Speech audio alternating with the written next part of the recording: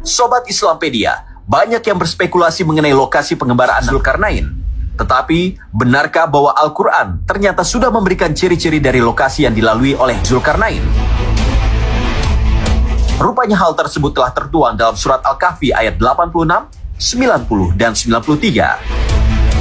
Pada ayat 86, Allah berfirman, hingga ketika dia telah sampai di tempat matahari terbenam, dia melihat yang matahari terbenam di dalam laut yang berlumpur hitam, dan di sana ditemukannya suatu kaum tidak beragama. Quran Surat Al-Kahfi ayat 86. Dari ayat ini banyak yang berpendapat bahwa Laut Hitam di utara Turki merupakan lokasi yang dimaksud. Sebab, sesuai namanya, Laut Hitam memiliki kondisi geografis yang dipenuhi dengan lumpur hitam dan jarang diterangi oleh sinar matahari. Akibatnya, air pada laut ini tampak berwarna biru gelap. Sementara itu, pada ayat 90 Allah berfirman, hingga apabila dia telah sampai ke tempat terbit matahari sebelah timur, dia mendapati matahari itu menyinari segolongan umat yang kami tidak menjadikan bagi mereka sesuatu yang melindunginya dari cahaya matahari itu. Quran Surat Al-Kahfi ayat 90. Lokasi yang dicirikan dengan matahari yang terus bersinar banyak dipercaya berada di barat Laut Kaspia, sebuah wilayah yang kini telah menjadi kota Baku, ibu kota dari negara Azerbaijan. Sebab di tempat ini, matahari dapat bersinar sepanjang tahunnya. Dan ciri-ciri terakhir yang Allah sampaikan mengenai lokasi pengembaraan Nabi Zulkarnain adalah keberadaan dua gunung yang besar, sebagaimana dalam surat Al-Kahfi ayat 93. Hingga apabila dia telah sampai di antara dua buah gunung, dia mendapati di hadapan kedua bukit itu suatu kaum yang hampir tidak mengerti pembicaraan.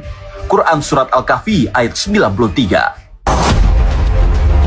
Tidak jauh dari Laut Hitam dan negara Azerbaijan, ternyata kita sudah dapat menemukan jajaran pegunungan yang membentang bernama Pegunungan Kaukasus. Di kawasan ini dikenal sebuah lorong sempit tempat Ya'juj Ma'juj terkurung yang disebut Lorong Daril. Akhirnya, banyak orang yang meyakini bahwa di tempat inilah Nabi Zulkarnain membuat tembok untuk menghalangi Ya'juj Ma'juj. Wallahu a'lam bishawab.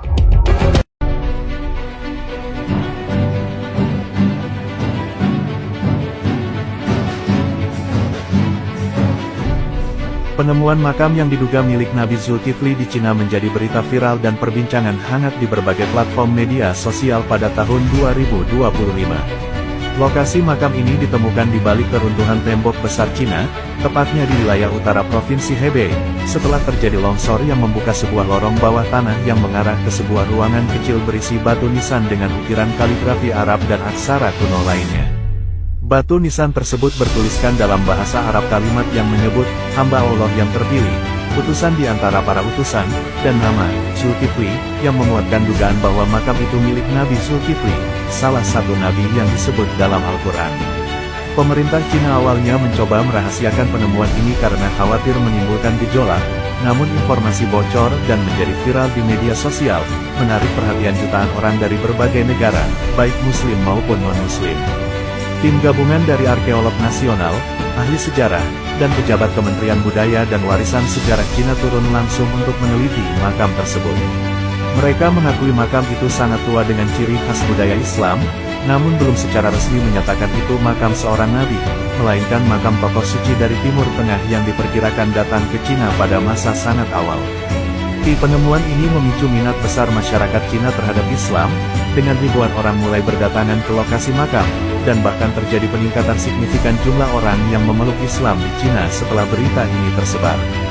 Beberapa artefak dan tulisan kuno yang ditemukan di sekitar makam, termasuk gulungan perkamen dan simbol-simbol agama, menunjukkan adanya jejak spiritual dan budaya Islam yang sangat lama di wilayah tersebut.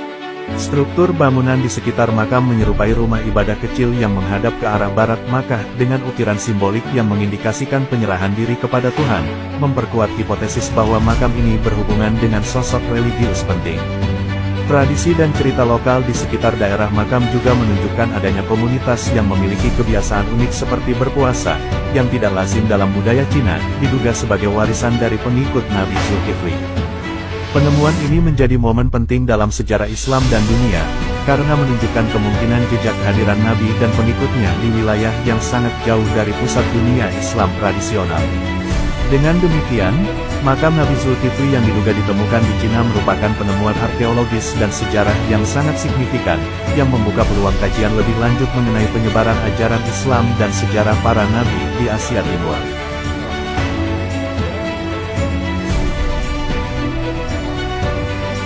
Hãy subscribe cho kênh Ghiền Mì Gõ để không bỏ lỡ những video hấp dẫn.